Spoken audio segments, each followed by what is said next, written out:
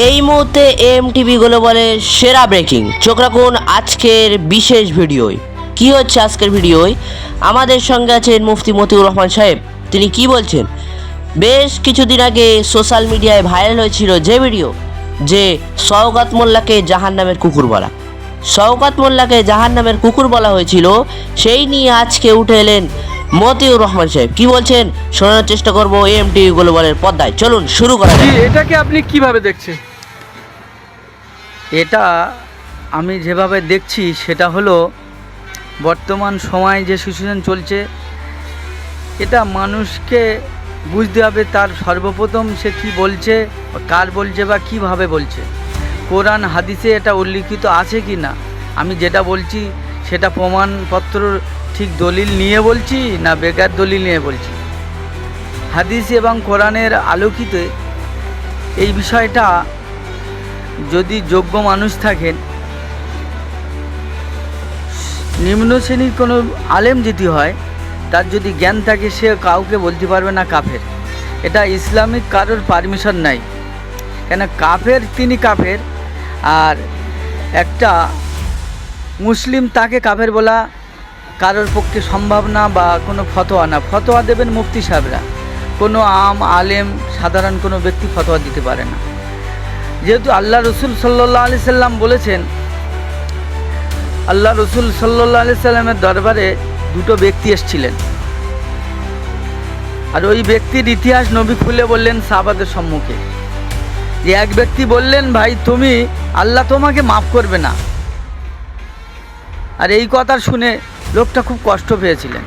পাওয়ার পরে ওই ব্যক্তিটা আর যে ব্যক্তিটা বললেন, দুজনাই মারা গেলেন। পরবর্তী দুজন ইন্তেকাল করার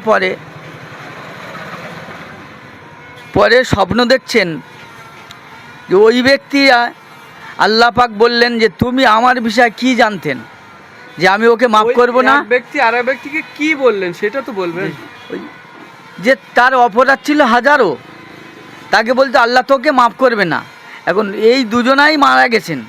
এখন আল্লাহ পাক ওই দুই ব্যক্তিকে দাঁড় করালেন, করার পরে যে তুমি আমার বিষয়ে কি জানলে যে আমি আল্লাহ মাফ করব না কি মাফ করবো, সেটা আমি জানি। যে এই বিষয়ে তোমার মানে ফাইসালা, আমি আল্লাহ ওকে মাফ করে দিছি। আর তুমি যে বললে যে আল্লাহ মাফ করবে না, আমি তোমাকে মাফ করলাম না, তুমি জাহান্নামে যাও। যে ব্যক্তিটা বলেছিল যে তোমাকে মাফ করবে না, সে ব্যক্তি জাহান্নামে গেল, যার জন্য বলেছিল সে জান্নাতে গেল। তাই এই বিষয়ে আল্লাহ পাক ঈমান কার আছে না আছে আল্লাহ জানে। তবে এক আল্লাহর মান্যওয়ালা তিনি ঈমানদার। বেঈমান কাকে বলা যাবে না। কাফের কাকে বলা হয়? কাফের শব্দটা মানে কি? কাফের মানে কি?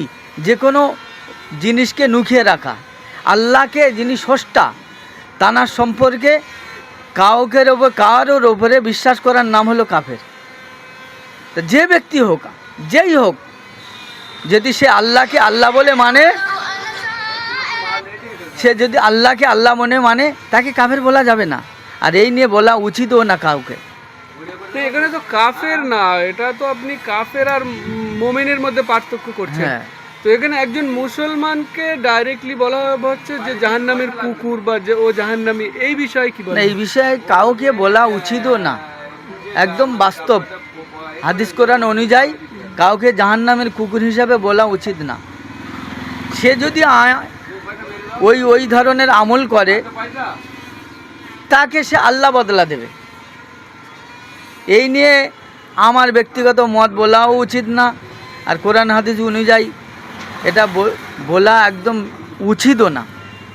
আচ্ছা, অনেকে বলছেন যে ব্যক্তি বলছেন জাহান্নামের কুকুর বা জাহান্নামে যাবে, তো অনেকে বলছেন যে তিনি যদি সত্যিকারের জাহান্নামী না হয়, তো যে ব্যক্তি বলছেন সে ব্যক্তি জাহান্নামী। এটা হাদিসে আছে।